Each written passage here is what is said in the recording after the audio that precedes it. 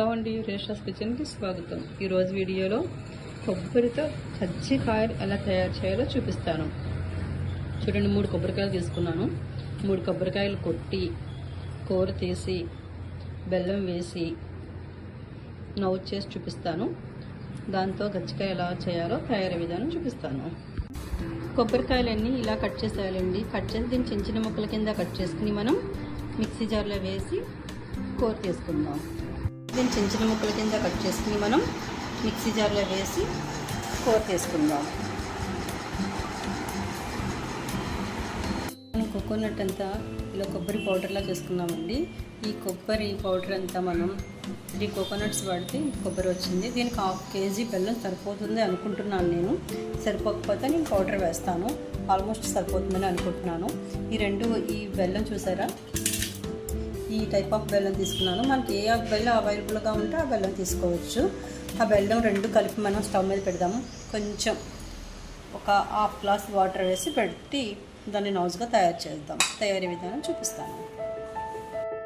Stove వెలిగిస్తున్నాము. Stove చాలా లో ఫ్లేమ్లో పెట్టుకుందామండి, అడుగంటకుండా ఉంటుంది. ఈ కొబ్బరి మనం స్టవ్ మీద పెట్టాము. మనం పౌడర్ చేసుకున్నాం. బాగా పౌడర్గా అవసరం లేదు. ఇలా ముక్కలుగా చేసుకున్న వల్ల ఇందులో వేసుకోవాలండి. 1/2 kg వేసాను.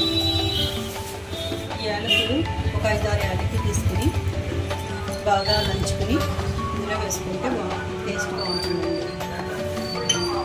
ఒక చిన్న గ్లాస్ వాటర్ వేస్తున్నాను.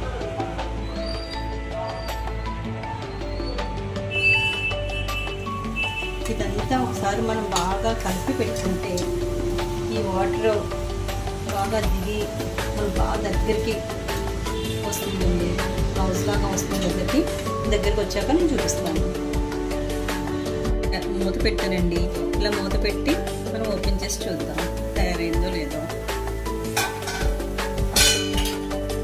ఒకసారి కలుపుకుందాం. బెల్లం అది కరెక్ట్గా సరిపోయిందండి.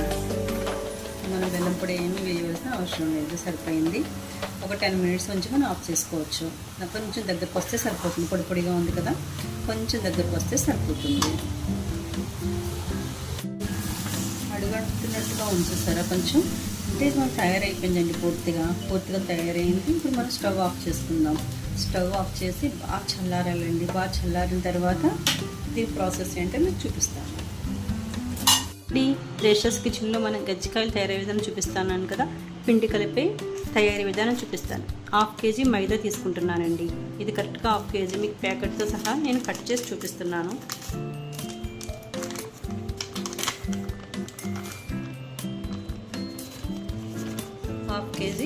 మైదా 1/2 kg మైదాకి ఒక 2-3 స్పూన్స్ బొంబాయి రవ్వ తీసుకోవాలండి.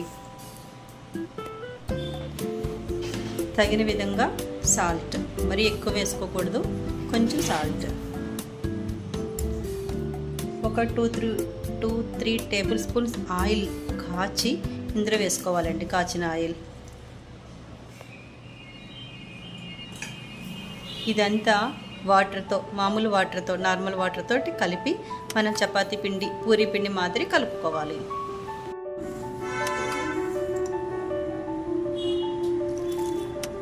వాటర్ అంతా ఒకసారి వేయకుండా కొంచెం వేసి కలుపుకోండి. జారైపోతే మళ్ళీ కష్టంగా ఉంటుంది. నేను చిన్న టిప్స్ తోటి మీకు ఎంతో ఈజీగా తయారీ విధానం చూపిస్తాను. పిండి అంతా ఇలా సాఫ్ట్గా కలుపుకోవాలండి. పూరీ పిండి మాత్రం కలుపుకుంటే సరిపోతుంది. ఇలా నొక్కితే ఇలా సాఫ్ట్గా రావాలి.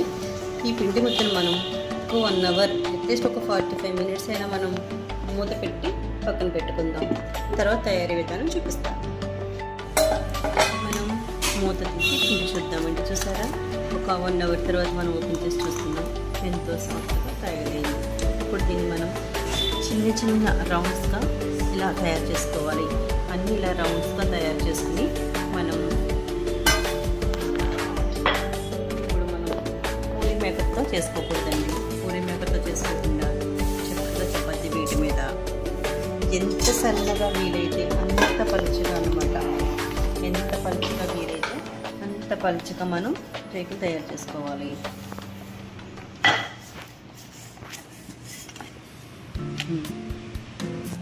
చూడండి ఇలా పలుచగా ఎంత వీలైతే అంత పలుచగా తయారు చేసుకోవాలి. నేను ఒత్తుకోవడానికి రైస్ ఫ్లోర్ వాడుతున్నానండి.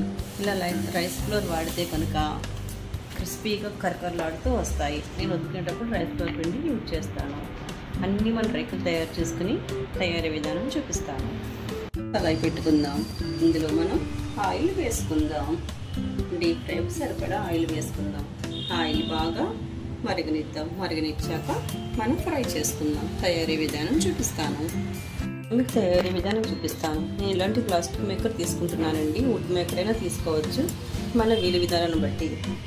ఫస్ట్ నేను దీని చుట్టూ ఇలా రైస్ ఫ్లోర్ వేస్తున్నానండి. ఇలా రైస్ ఫ్లోర్ వేస్తే అది స్టిక్ అవ్వకుండా ఉంటుంది. నెక్స్ట్ మనం తయారు చేసుకున్న ఈ రేకులు పెట్టుకోవాలి. కరెక్ట్గా సెట్ అయినట్టు పెట్టుకోండి. మనం నౌజ్ ప్రిపేర్ చేసుకున్నాం కదా, ఈ నౌజ్ 2 స్పూన్స్ వేసుకోండి.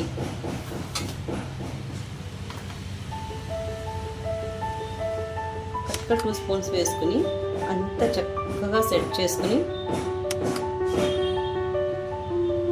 చుట్టూరు ఇలా లైట్గా వాటర్ అన్నమాట. మన ఫింగర్ తోటి జస్ట్ లైట్గా ఇలా వాటర్ స్ప్రెడ్ చేయాలి. ఎక్కువగా కాదు, చాలా లైట్గా. జాగ్రత్తగా మనం క్లోజ్ చేసుకోవాలి. ఇలా క్లోజ్ చేసుకుంటే జస్ట్ సైడ్ అన్ని మనం ఇలా రిమూవ్ చేసుకోవడమే. చూడండి, చూసారా? ఇలా ఓపెన్ చేస్తాను. చూసారా ఎంతో నీట్గా వచ్చాయి. ఇలా అన్నమాట. ఇలా నీట్గా వస్తాయి. వీటిని మనం ఒక 5 పీసెస్ తయారు చేసి చూపిస్తాను. ఆయిల్లో ఫ్రై చేసి చూపిస్తాను. బాగా వేడిగా అయిందండి. మనం వేడి చూసుకోవాలి. మనం డైరెక్ట్గా ఇలా వేయకుండా ఏం చేయాలంటే మన అరచేతులు జస్ట్ ఇలా లైట్గా ప్రెస్ చేసి వేస్తే పైకి పొంగకుండా ఉంటాయి అన్నమాట. లేకపోతే బెల్లుసారా పొంగుతుంటాయి.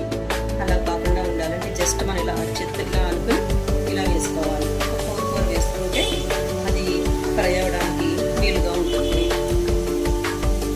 అంటే బాగా హై ఫ్లేమ్లో పెట్టి మాత్రం అస్సలు ఫ్రై చేయకూడదు. బాగా స్లో కాదు, మీడియంలో పెట్టి ఫ్రై చేసుకోండి. అటు ఇటు మీడియంలో పెట్టి ఫ్రై చేసుకుంటే క్రిస్పీగా కరకరలాడుతూ ఉంటాయి. హై ఫ్లేమ్లో పెట్టామంటే అవి చాలా త్వరగా ఫ్రై అయిపోయినట్టు ఉంటాయి, కానీ నెక్స్ట్ డేకి మెత్తగా అయిపోతాయి. హై ఫ్లేమ్లో పెట్టకూడదు, మీడియం ఫ్లేమ్లో పెట్టి ఫ్రై చేసుకుందాం. చూసారా, ఒక వాయి తీసానండి. మన గజ్జికాయలు ఎంతో చక్కగా వచ్చాయి. వేడిగా కూడా చాలా ఉన్నాయి. చల్లారిన తర్వాత నేను ప్లేట్లో పెట్టి మరి చూపిస్తాను. ఇప్పుడు మళ్ళీ ఇంకొక వాయి వేస్తున్నాను. చూడండి, సేమ్ అదే విధంగా ఇలా చేత్తో నొక్కుకోవాలి. ఇలా ప్రెస్ చేసుకుని వేసుకోవాలి.